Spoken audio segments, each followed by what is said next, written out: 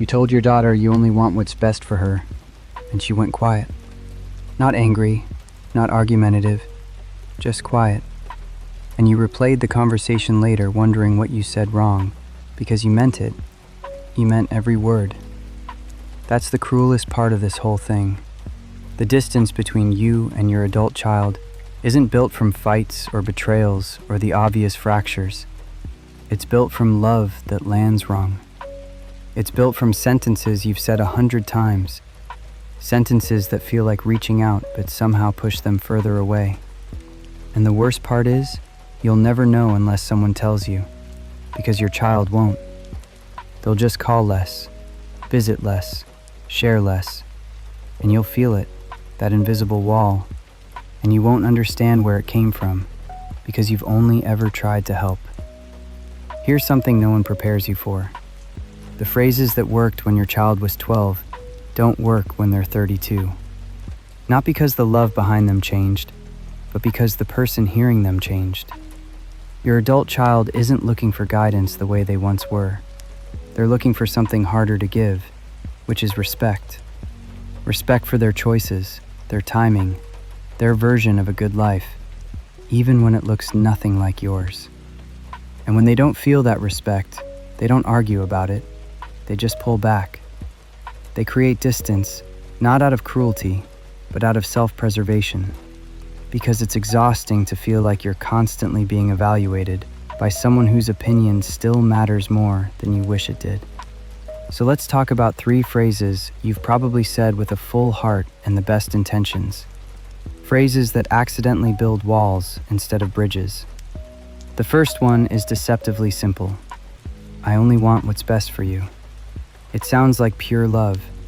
It sounds like the kind of thing a good parent says. But here's how it lands on the other end.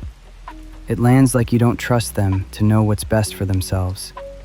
It lands like a verdict wrapped in velvet. Because what you're really saying, whether you mean to or not, is that you know better. And maybe you do. Maybe you have experience and perspective and decades of watching them make choices you wouldn't make. But your adult child isn't asking for your superior judgment.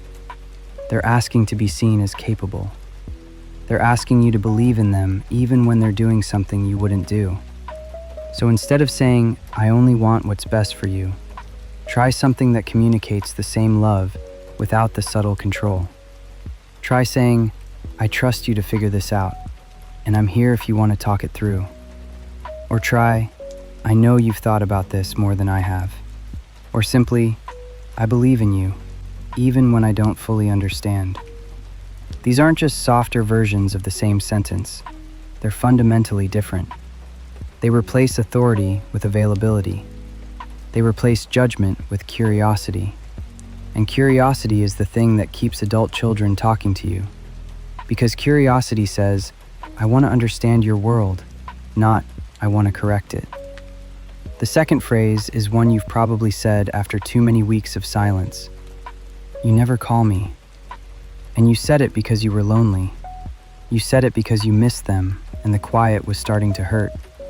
But here's the thing about guilt as a communication strategy.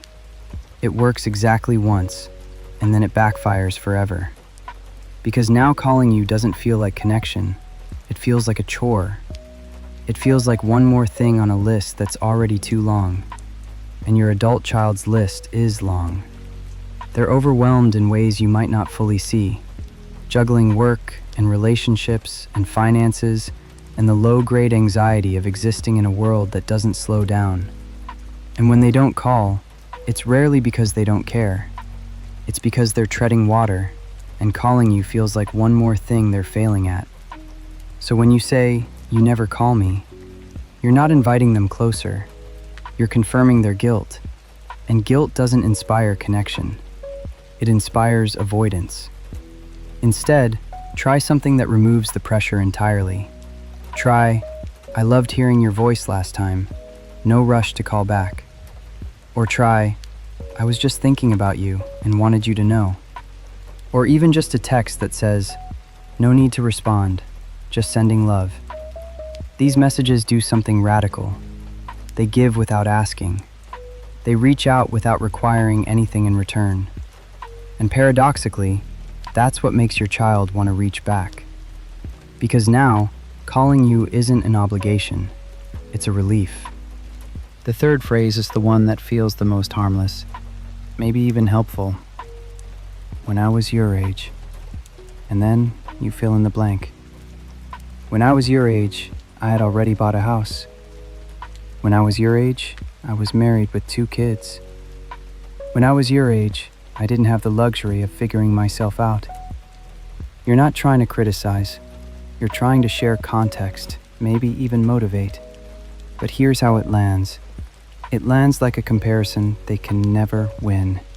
It lands like their struggles aren't valid because yours were different. And the truth is, your struggles were different. The world your child is navigating isn't the world you navigated at their age. The math doesn't work the same way. The timelines don't match. And when you compare your path to theirs, even gently, you accidentally minimize what they're going through. You make them feel like they're falling behind some invisible standard that doesn't even apply anymore. So instead of leading with, when I was your age, try leading with empathy. Try, I can't imagine how hard it is to figure this out right now. Or try, would it help if I shared what it was like for me? Or would you rather I just listen? That second one is powerful because it asks permission. It turns your story from a lecture into an offering. And if they say yes, then you can share. But you share it as a narrative, not a verdict. You share it as, here's what happened to me, not, here's what you should do. The difference is everything. What ties all 3 of these phrases together is something deeper than word choice. It's the shift that has to happen in how you see your role. When your child was young, you were the authority. You were the one with answers, the one who kept them safe by knowing more than they did. But now that role doesn't fit anymore, and if you keep trying to wear it, you'll feel the resistance. Your adult child doesn't need another authority in their life. They have bosses and landlords and algorithms telling them what to do. What they need from you is something rarer. They need an ally. They need an anchor.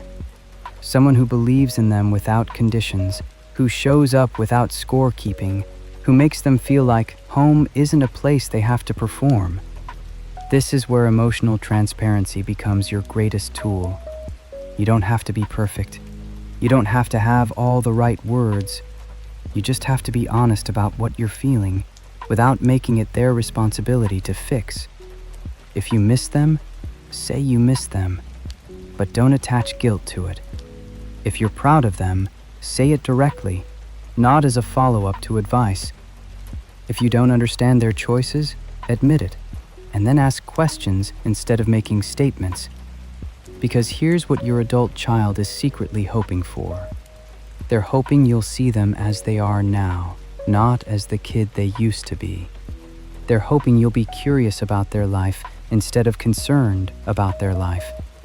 Those 2 things feel completely different on the receiving end. Concern says, I'm worried about you. Curiosity says, I'm interested in you. And interest is what keeps people close. So if you're sitting with some distance right now, if the calls have gotten shorter, or the visits feel strained, or there's a wall you can't quite name, consider this. Maybe the bridge isn't a big conversation or a dramatic repair. Maybe it's something smaller. A text that says, I'm proud of who you're becoming. A voicemail that says, I was thinking about you today. Nothing urgent, just wanted you to know. A message that gives without asking, that reaches without grasping. Replace control with curiosity. Replace guilt with gratitude. Replace comparison with compassion.